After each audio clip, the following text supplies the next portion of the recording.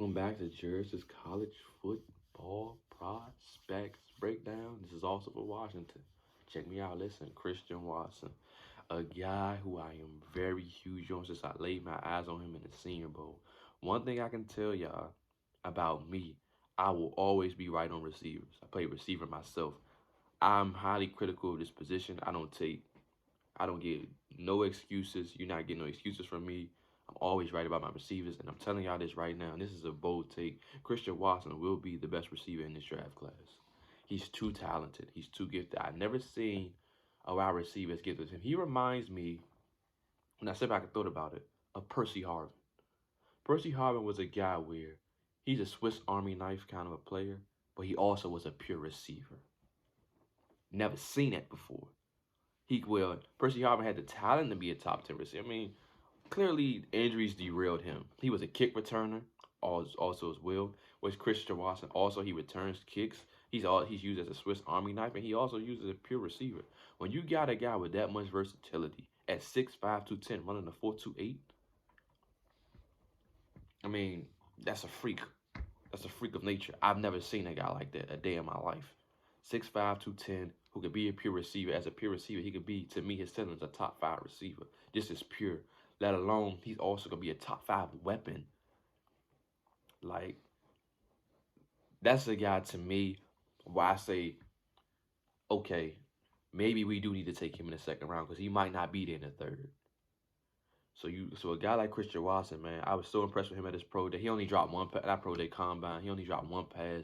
Great hands, great athleticism, can high point the ball. And once he gets running, you ain't catching him. And then you got to look from this standpoint of you put a guy who run a 4.28 on the opposite side of the turf, who can high point, who can run good routes. Still need help in his route running, but he can run a good handful of routes. Maybe not that entire route tree yet, but you have him learn behind a guy like a Terry McLaurin.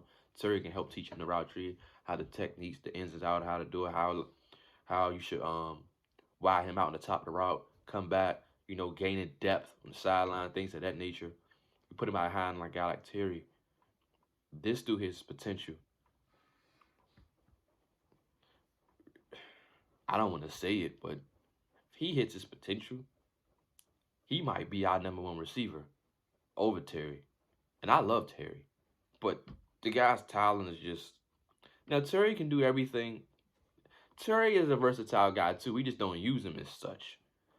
But 6'5", 210, 4.28 can do everything. This is a guy that you can legit say, well, I wouldn't say that. I wouldn't say that. So I'm not going to say that. But this is a guy where you look at him and you say, man, you can line him up in the backfield. You can line him up in different kind of packages, 2 running back sets, have him back there.